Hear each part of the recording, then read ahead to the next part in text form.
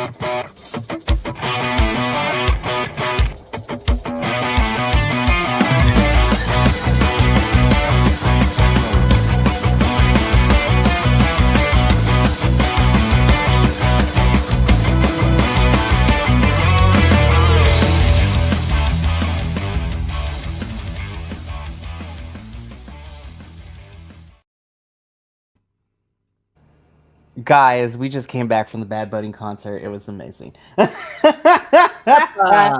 Yepa. Got a few months to learn the Spanish, just saying. I'm just saying, listen, February is going to be here sooner than later. So I'm just saying, in the words of one of my favorite R&B singers right now, Mr. Duran, for all my my rhythmically challenged folks, get it together. Anywho. Hello, everyone. Buenos dias, buenas noches, buenos tardes, whenever you're watching this, and welcome to another fantastic episode of Los Lobos de la Lucha, your weekly CMLL review show here at BC WrestlePod. Of course, it is winter, but as always, I am Mikey, rocking the tank tops as always. As you know, shout out to our friend Nick. I am El Jefe of BC WrestlePod, and I will be guiding my hermano, my Boricua. I tagged in one Puerto Rican for another, but I got Adolfo in the building tonight. You know, I'm just excited that I get to spend more time with him. It's been a really fun couple of days. I'm just putting it out there, y'all. Yep, and I didn't realize Lucha Cat was going to be here, but Lucha Cat is here as well. So we also have our mascot, Lucha Cat. And shout out, not only shout out to Nick, shout out to Primo, who's out there watching, and is on the Kitty Hype train. For reals, he is on the Kitty Hype train. So Nick and Agent Lo-Fi are in the building tonight, of course. Papa also, unfortunately, cannot be here with us tonight, but that's because he is being uber prima, who we love him. He is celebrating his birthday today, so it is his actual birthday. So happy birthday to Papa Oso.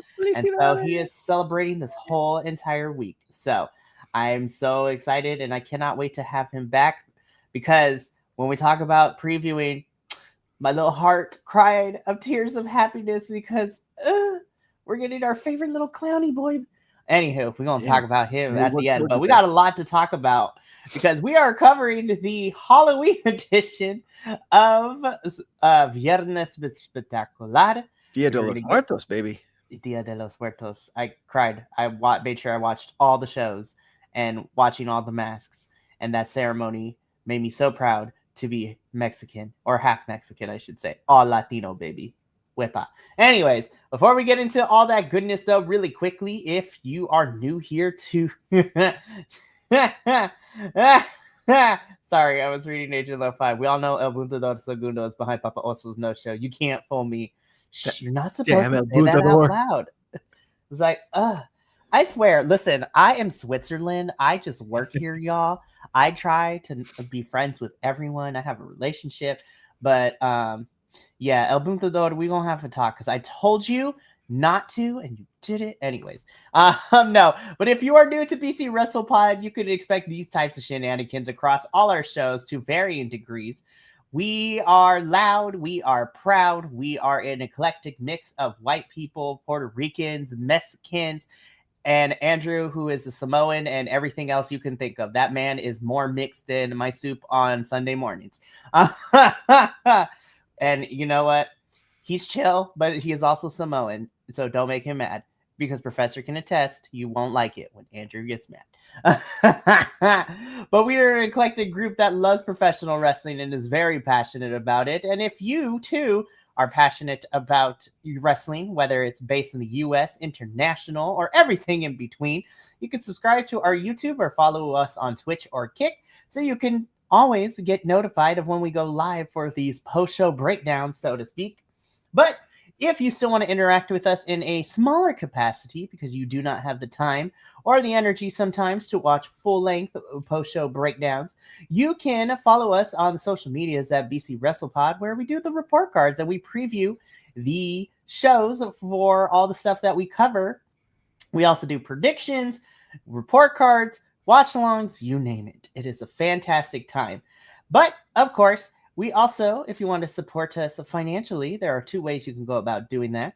Buying some merch for yourself at our shop, bcwrestlepodshop.fourthwall.com. We are in the middle of November, and just dropping is our newest collection just in time for the whole month of November for Dia de los Muertos, which is a really fun design that I had a fun time creating in the style of one of my favorite surrealist artists in Salvador Dali. So you can check that out and other designs we have going on at our shop at bcwrestlepodshop.fourthwall.com. And if you want to donate to us in any capacity to help us out, buy these pay-per-views, keep the metaphorical and sometimes physical lights on, as well as fund all the shenanigans that we get to do here at BC WrestlePod, our little homie, the Coffee Bot, will be popping in the chat on YouTube and Twitch ever so often. So click the link to see what's all that. But now, on with the show, because like I said, we are reviewing and going and breaking down a special Halloween-y and Dia de los Muertos edition of Viernes Espectacular. And first and foremost, yeah, I gotta give a warning. What's up? Because I'm gonna be a little extra spicy tonight. Because if you are a fan of boring, straight up wrestling promotions that don't believe in the spooky ooky stuff and don't show it, then shut this show off right now. You need to leave, because this was all about the spooky ooky. This was all about not only that, but it was deeply ingrained in inspired by Mexican culture. So yeah, you just if you got to see it to believe it, but we'll get there. We will definitely get into it. And I appreciate everyone. So I'm also going to give a little bit of a warning. I may or may not cry on camera. I've made sure I'm trying to keep myself composed because we got to get through it. But again, it is in 2025, and given the circumstances of how the world is, for me personally, as a kid who grew up wanting to see representation on everything, the fact that I get to review Lucha Libre and I could see a bunch of men and women and everyone in between, and I feel seen, especially during these important traditions and holidays, makes me very, very happy. But yeah, honestly, same. The vibes really carry the show. That is 100%. And it kind of starts with these graphics because, first of all, yes, ma'am. These graphics are so flippin' amazing. Shout out to the graphics department and the artists who, like juxtapose the, Calavera artwork onto all of our wrestlers for the whole entire weekend. So I love it so much. And shout out to all the rest. It was, and I mean, I definitely will chalk that up to the fact that CMLL, they don't travel from stadium to stadium. They wrestle at Arena Mexico. They wrestle in Guadalajara. They wrestle in Puebla, and they have established places so that they can like set everything up. And I feel like that is a step up from other promotions that have to go, from town to town, and constantly do taking up and breaking down. Because the set design for this entire week of Dia de los Muertos shows was just ridiculous. It was fantastic. And I also do just want to add really quick. This graphic was awesome. But this show, this Viernes Espectacular, was split in two. The first half was like a human, you're alive half. And then it gets weird. So go ahead.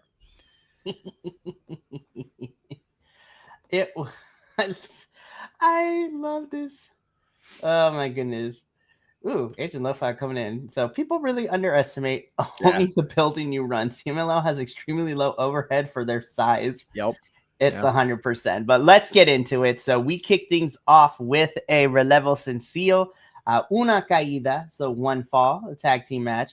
Of course, we get the team of Rey Cometa and Espíritu Negro taking on two of our, as I will always call them, two of our Torneo de Escuela boys that we get to see ever so often.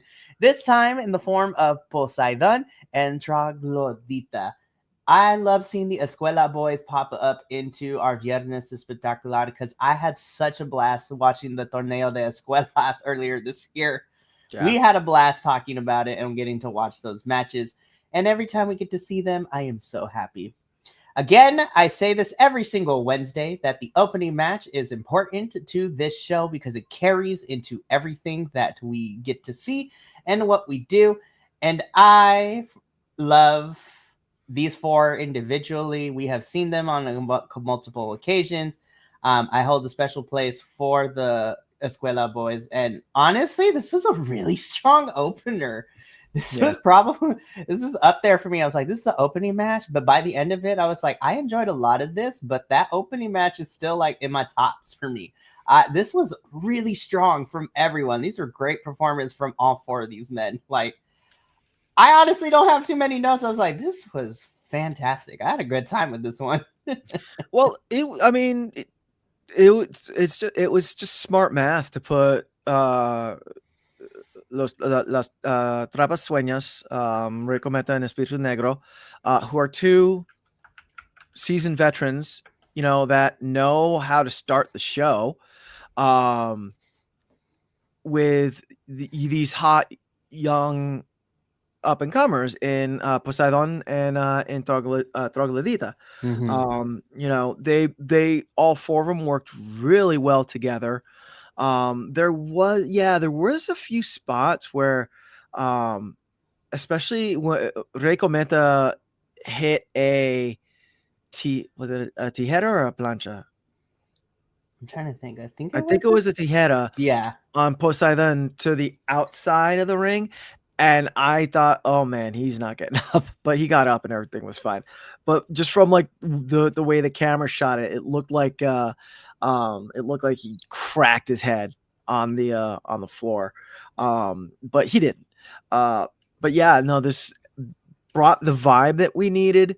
Oh, and we can't forget that the God of Death actually came out and welcomed everyone I to was this just very like, spectacular. I was just like, How can we holy, overlook that?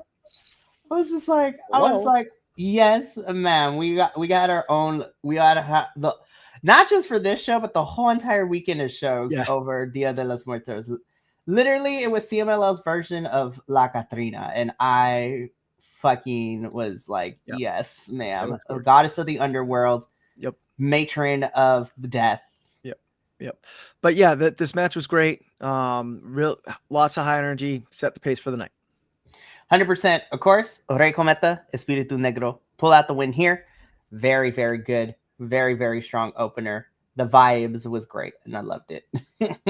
Moving into our second match of the evening, we get into some more fun stuff because, again, these pictures are immaculate. Listen, I'm a sucker for good graphic design, and this is also like one of them that I really, really enjoy.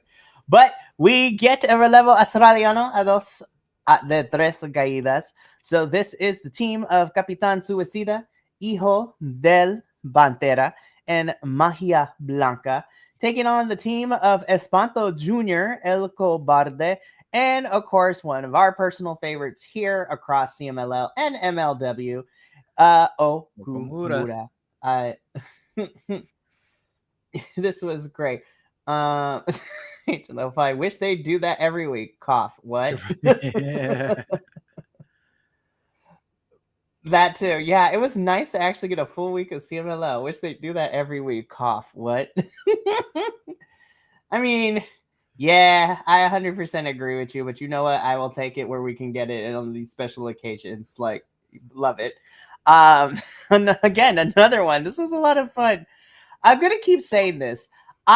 For this show in particular, normally I was like, oh, this person messed up, or I didn't feel the vibes, I didn't feel the energy. But because it was Dia de los Muertos the whole entire weekend for CMLL, like I don't know if it was just me, like not being able to see 100% through the tears of joy that I was crying. But I ended up overlooking some stuff that I normally wouldn't, and I am okay to say that I was biased this week. I had fun with this one. I love all six of these individuals. Of course, I love me some Okamura anytime I get him. Man is a whole entire talent, and I love him. Espanto Jr. is kind of going up the ranks for me every time I see him more and more. This was just fun. I had a good time with this one. Adolfo, what did you think of this match? So yeah, the thing that that pushed this one over. No, this is not yours. The thing that pushed this over the top was the whole Dia de los Muertos, dare I say, overlay to it. That just added this extra level that that I to be honest, I didn't know existed. The match was good. It was, dare I say, your standard Viernes Espectacular affair that we've come to know and love. Capitán Suicida, Hijo del Pantera, Magia Blanca. They've wrestled Espanto Jr., El Cobarde, and El Kimura before. So, they know how each other works. We do get our Rudo team. They do end up with the win in this one, taking the 2 out of 3 of the pinfalls. But yeah, it was good. It was a lot of fun. It was, again, that just the whole the feel just pushed it over and it's hard to put it into words. It's just like you got to watch it, you know what I mean? From like when they come out and everyone is decked out either, in a special Dia de los Muertos mask, or they are wearing like a skull face paint type situation, to just what we're going to talk about in a few minutes here. But yeah, no, it was good. It was good. 100%. And of course, Agent Lo-Fi coming in with his thoughts that I want to make sure get here. Capitan and Pantera were fun in this one, which I 100% agree. And I really dig Hijo del Pantera. His style in the ring really stands out. The other thing I wanted to point out, which I really liked, was how no one except Mystico, no one had their theme music. The music that they went with, the everyone's entrance music, was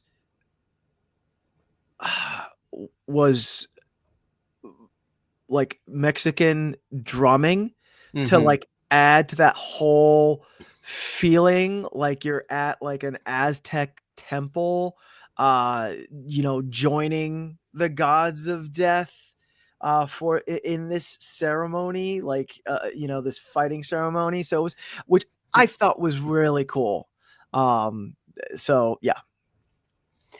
This was really, really good. And Agent Lo-Fi closing it out. It's basically a red carpet type vibe with the gear. Everyone shows out, and I 100% agree. And I love it. As Adolfo stated, the Rudos ended up picking the victory here. So Espanto Jr., El Cobarde, and Okamura will leave with the win. But a fantastic and a fun match. Yeah. No, but let's talk about this really quick, Agent Lo-Fi, because as much as I love CMLL, like, we got to stop. Like, this is a crime. Yeah. Yeah, the overdub they do is weird. Yes, I need the vibes. Listen, I know you're on YouTube and we can't get copyrighted, but I was just like, I wasn't expecting you to, but like, come on now. When Mercedes came out and she came out to a Selena song, like, I wanted to vibe to Selena, but it is what it is at this point. But we got to move on, though, because let's talk about this one, though, because I was like... Well, and before we get to this, yes, this is where this show all of a sudden changed, because all of the gods of death came out and they brought out all their minions and they told the crowd that this is no longer just a regular show, that this is now competition. The winners get to stay and walk among among the mortal realm. The losers are taken down to the fiery depths. And for the rest, and that was they had the god of death, the goddess of death was out there. They had all their minions, and the losers of the matches got taken away to the gates of the underworld, and the winners got to walk out. So, like, like I said, it just to me, the show from here on out just like went to an 11. Yeah. This, we got a match Larámpago with India Sui versus Persephone.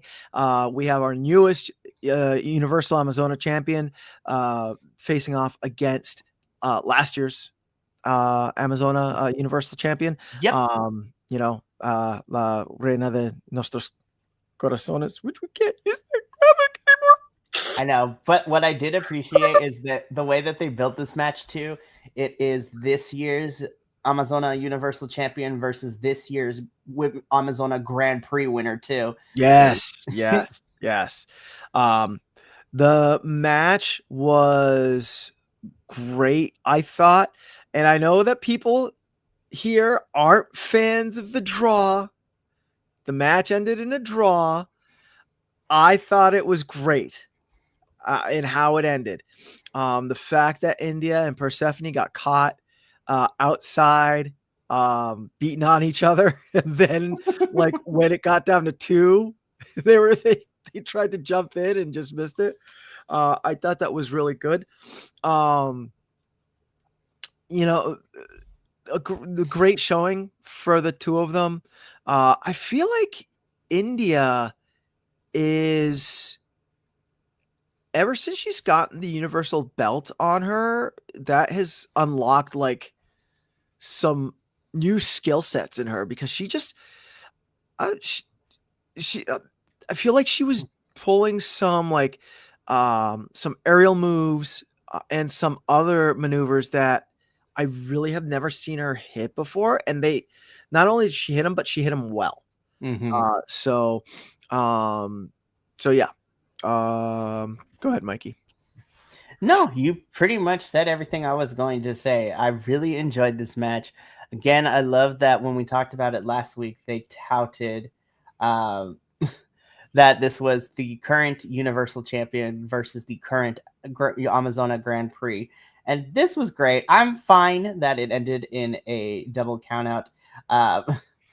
And yeah, Agent Lo-Fi, I'm fine with these two feuding as long as they want 110%. However, they also both went to hell. They and that literally, was hilarious. yes. The gods of death, their cronies that were around the ring when the match ended, they went in, they got Persephone Industry, and they escorted them to the underworld. No one is safe. Which you knew it was the underworld because it was a special door that had marigolds hanging from it, 3 skulls, and when they walked them through the skulls, the eyes turned to red. It was fantastic. Oh, it's so good. It was so good. I think the underworld. I don't know why we're having this discussion.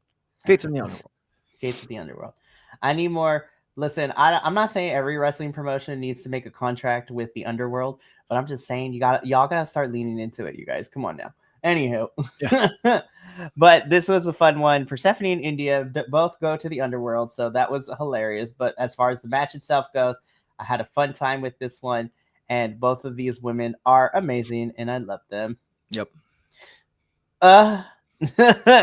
So man, I was like, be like, anyways, no, but this match was a lot of fun too. This was a relevo australiano a dos de tres caídas. So again, I love everybody in this one. So of course, on the technical side, you have Titan, Esfinge, and Shelhua taking on the Rudos of Averno, Euphoria, and Mephisto. God, I love this. I was just like, I love everyone in here individually, and I was just like, I had fun, you guys. Yeah. I felt like Titan was moving in a way that I haven't seen him move in like a year and a half. He looked really fresh. He was hitting a lot of series, like going from one move to another move to another move to another move, just like really smoothly. Like I said, in a way that I haven't seen him hit maybe since like the beginning of this year. Was that when yes, the beginning of this year, so it was only been a few months. But yeah, because watching him in New Japan and all that, over the past few months, I don't know if he's had lingering injuries that he hasn't talked about, but he has looked a little pulled back in this match. He took the weighted training gear came off, and we got the Titan that we're like, oh yeah, that's Titan. Shelhua and Esfinge, great. I'm always, and I will probably say this every time we bring them up, but I am always so impressed at both Esfinge and Shelhua because they are big boys, but they can move so well. It's ridiculous. And I mean, Los Infernales, come on, it's Los Infernales. This is their vibe, man. This is their thing. I loved when Los Infernales came out. They were like hand slapping all the denizens of the underworld, and when the Técnicos came out, they were like not like trying to stay away from all the denizens of the underworld. I thought that was a cool little dare I say, juxtaposition. Worcestershire sauce. Worcestershire, right? But yeah, unfortunately, Los Infernales, they lost, so they got taken to the underworld. Though I don't think that's too far off base for the Los For Infernales. reals. For reals. So I had this was a fun match, and I agree with you, Primo. This was another solid one from everyone. Yeah, no notes. I had fun with this one too. Yep. Ah, man. Ooh! Yeah, yes. I was like, yeah. I'm gonna be like, yes, more of this, please. Because okay, you're a world champion. You have a world championship belt. You're an intercontinental champion. I have an intercontinental belt. How about you? I'm El Rey del Inframundo. I'm the king of the underworld. That's what this match was for. It was for the title of the Rey del Inframundo, the king of the underworld. That's freaking awesome. What was even we're far enough in. This was fucking rad. Anyways, no, but in all seriousness, what I also loved about this is, of course, we have going into this match Difunto, who is the champion, but then we have, the other three participants representing the other three the three arenas for CMLL. So of course, representing Puebla, we have Guerrero Maya Jr. Of course, like I said, Difunto is the champion. Representing Ciudad de Mexico is Villano Dres Jr. And representing Guadalajara is Adrenalina. Yep. This match ruled again. I was like, holy hell. Yeah.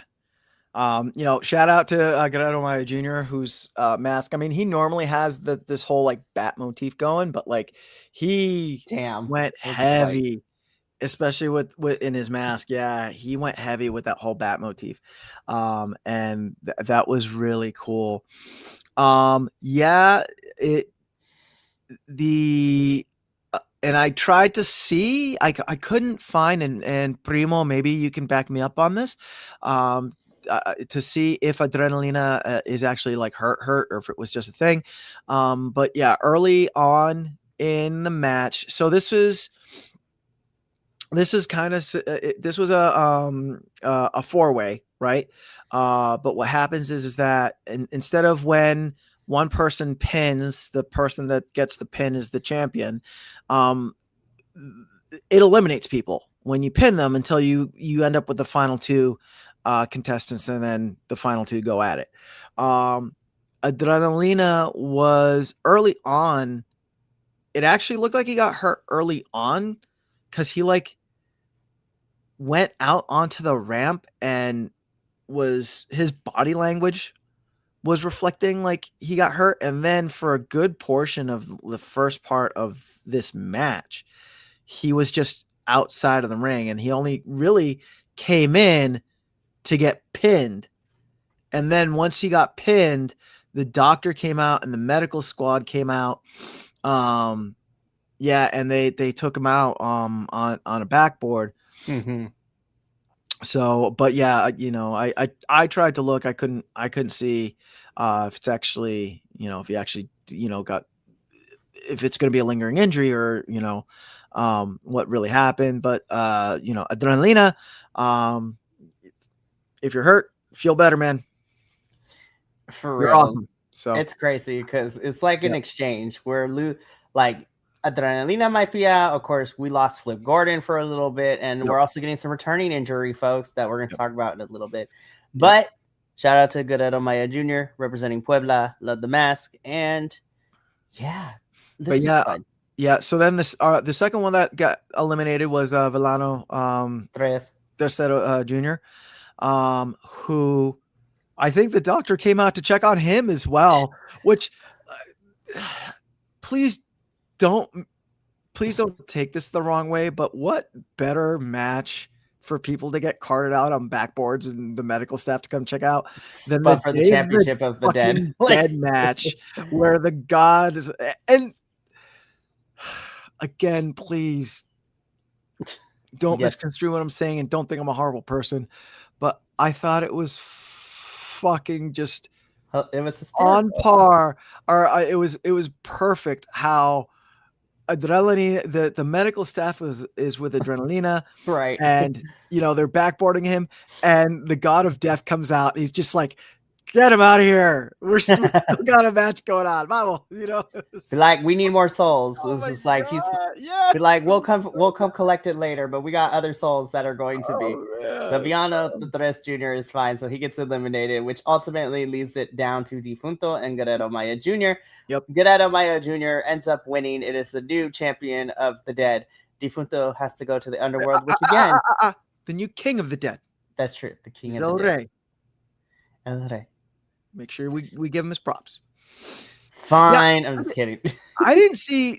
I'll be honest. I didn't see Guerrero Maya Jr. Or not that I didn't see, but we literally have a wrestling zombie. Like, who better to be a champion for this? yeah, and he was getting such a great pop too, Defunto, especially at the end there.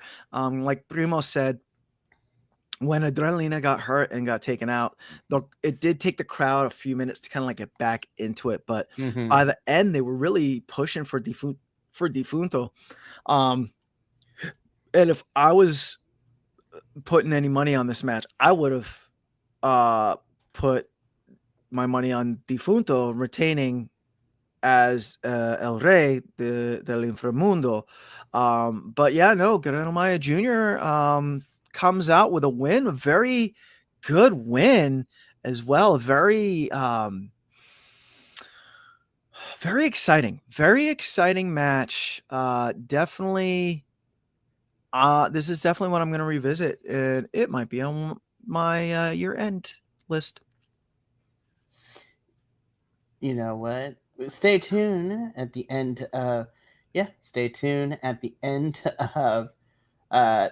December, so that way we can let y'all know because that is the end of our end of year podcast, and I'm looking forward to it. This was a lot of fun, which leads us into the main event of Viernes Espectacular. Of course, this is what. As soon as I saw this, I was just like, "Oh, okay." I was like, "Oh, all right." I was like, "I already know what we're about to do." Right. So, in a relevo australiano a 2 de 3 caídas, so 2 out of 3 falls, we have our technical team, Sky Team, which is Místico, Máscara Dorada, and Neon. You're taking on taking on the Rudo team, which is Hechicero, Volador Jr., and Barbaro Cavernario. I had fun. Again, I keep saying that, but I was like, I had fun. Yeah, I mean, like on paper, and if you watch the match without the Dia de los Muertos overlay, it's a standard Viernes Espectacular ending. Sky Team comes in, does Sky Team things. Hechicero, Volador Jr. and Barbaro Cavernario come in. They do Hechicero, Volador Jr. and Barbaro Cavernario things. But we get Místico gets the final win with the Mística. I mean, but it was just the whole Dia de los Muertos overlay thing that just like pushed this over the edge. And again, like this is the match that I really noticed, and I rewinded back and kind of like quick watched, where when the Rudos came in, they were like high-fiving and addressing the denizens of the underworld. But when the technicals came in, they like wanted nothing to do with the denizens of the underworld. So but it was good. If I am gonna throw a nitpick about this, I would have flipped the semi-main event and the main event is all. That's it. Very fair. And I agree with you. And Angel Lo-Fi has the same thoughts. These guys have such a stupid high bar that the only complaint would be it was kind of standard. Yeah. Nothing really new. And Primo caught the tail end of yesterday's review when he popped in at the right moment as Benny and I were talking about the Collision main event from this past weekend, which we saw Mascara go one-on-one with Bandito for round 2, and that match was amazing. And he was letting us know that Mascara was trying out crazier stuff on the Tuesday show. So, yeah. Listen, if I said this, whether it's in Mexico or in AEW, I am okay with Bandito and Mascara round 3. Shoot, if you want to make that Bandito's opponent for Ring of Honor's final battle in December, I am here for all of it. But again, this was a really I enjoyed myself for this one. This again, I think Agent Lo-Fi, Primo said it best, is that there's such a high bar for these guys that it was a kind of standard, nothing too crazy. Yep. But I also agree with you, Adolfo, that I would have switched some things around, and I think it would have been fun. But overall, this was a really fun episode of Viernes Espectacular. This was the first of many events over the weekend for Dia de los Muertos, and it was a fun time to be had by all. Yep. So let us get into previewing what to expect for this Friday's Viernes Espectacular. So we are officially in November. It is crazy that we are almost at the end of the year. The time has gone by, and CMLL, we love watching and covering you. So we have an interesting card coming up for this Friday. So let's go over it, shall we? So kicking things off for the Friday, November 7th edition of Viernes Espectacular, we, of course, have Oro Jr. and Diamond taking on Polvora and El Coyote. So that should be a lot of fun for that one. Then haven't seen those four opening up Viernes Spectacular in a while. So that should be a fun one. Then right after that, we get a good trios match. So we are getting Akuma and the Gemelos Diablo Uno y Dos. So don't worry, Agent Lo-Fi. I'm going to bring it up when we get to him because our boyfriend is back, y'all. Anyways. But no, we're going to talk about him in a little bit. But we get Akuma and Gemelos Diablo Uno y Dos taking on El Cobarde, Felino Jr. and Hijo de Stuka Jr. Then in the Amazona Relampago match, we get India Sui taking on the Babe with Power, our lovely Zuxis. Like, yes, she can bench mash me anytime. Then in a very interesting mix of people in trios match, of course, we are getting our New Japan Strong Tag champs, Templario and TJP, teaming up with Esfinge to take on Volador Jr., Rugido, and Vegas. So that's interesting. Is Vegas? He is part. He is. I remember him getting the mask like beginning of the year or towards the tail end of last year. I remember. I remember him getting it. Right. So they're facing off against the Depredadores. Got it. Okay. Love it. Yes, TJP is here for the whole weekend. Amazing. Love TJP. And then again, things get kind of crazy because then in the semi-main event, it is a one-on-one singles match where we're getting Máscara Dorada versus MLW Austin Aries. What? I knew he was coming because of Informa last week, but even still, to see his name on the card and him being in Mexico, I was like, oh. I was like, okay. Look, say what you will. I'm glad that Místico beat him to advance into the finals of the Opera Cup. Yep. It's going to be very interesting to see how Austin Aries is received in Mexico, and I'm interested to see who walks out as the winner between him and Máscara Dorada. Totally. So this should be interesting. Oh, yeah. Agent Lo-Fi, yes, Vegas is, but he's on his own island, LOL. He's part of the family, but also not really at the same time. Right. Yeah, I'm interested to see how Austin Aries and Máscara Dorada link up. So that should be very interesting.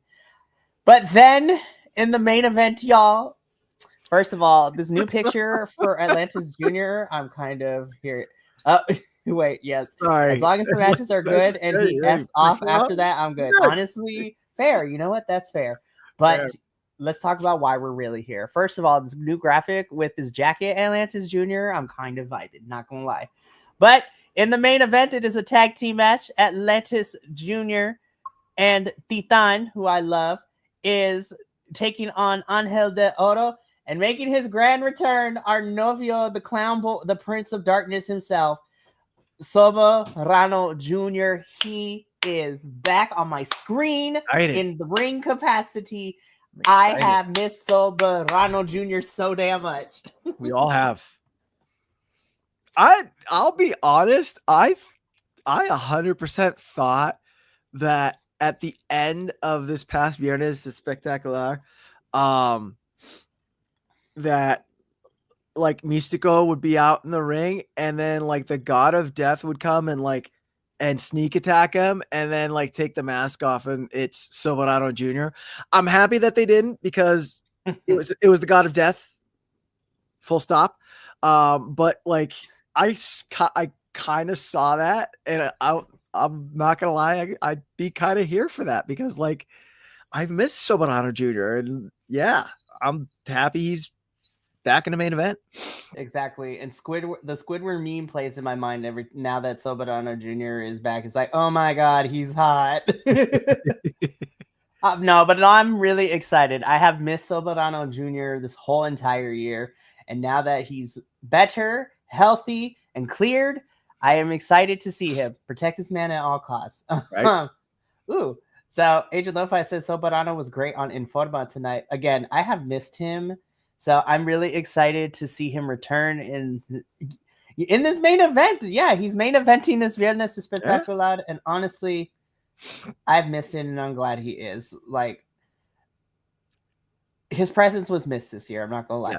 Yes. Yep. Yeah. Very much. So that is this. So yeah, that's this Friday. I'm excited about that. And that's it for the review portion of CMLL. Really quickly, I only have one thing I want to talk about, noticias. Well, two things. One is about a CMLL talent that was involved in another promotion. And then I just want to get on my soapbox for a little bit before we get off on the evening. So this past Saturday, our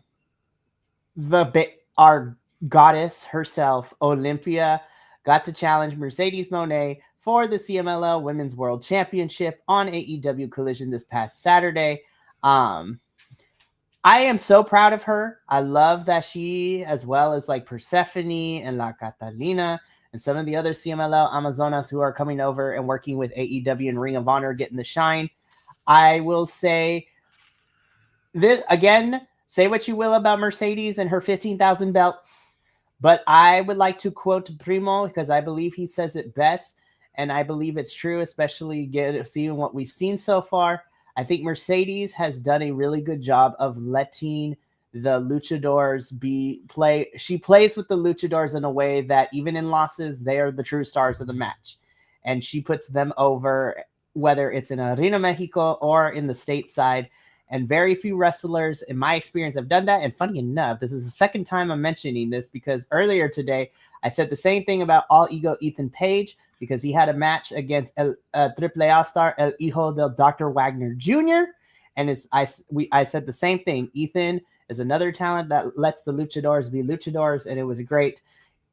Olympia did not win, unfortunately, but it was a strong showing, and definitely that arena has a lot more fans for Olympia, and hopefully that means more eyes on CMLL. Shoot, it made my host Benny be like, I need to check out more CMLL, and I'm like, yes, honestly.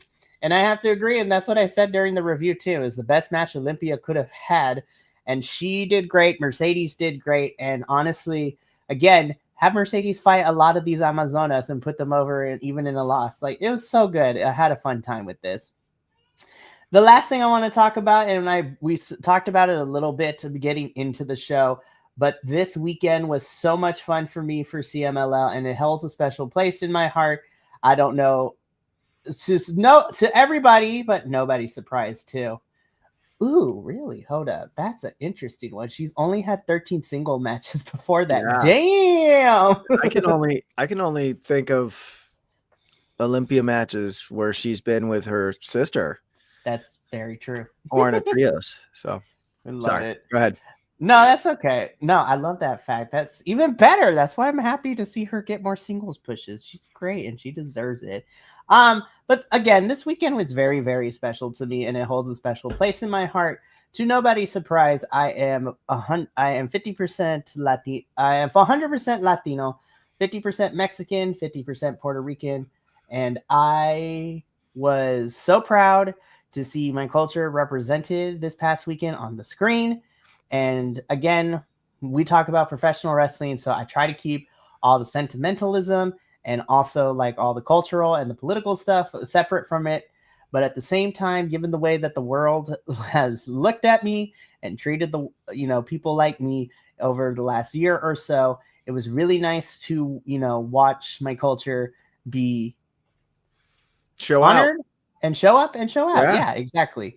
Yeah. So that's all I want to say. I could be here forever, but we got to get up on out of here. So that's my little soapbox. I'm just very proud of CMLL always showing up and showing out for the culture. They are for the peoples. Wonderful. Mi gente, love them.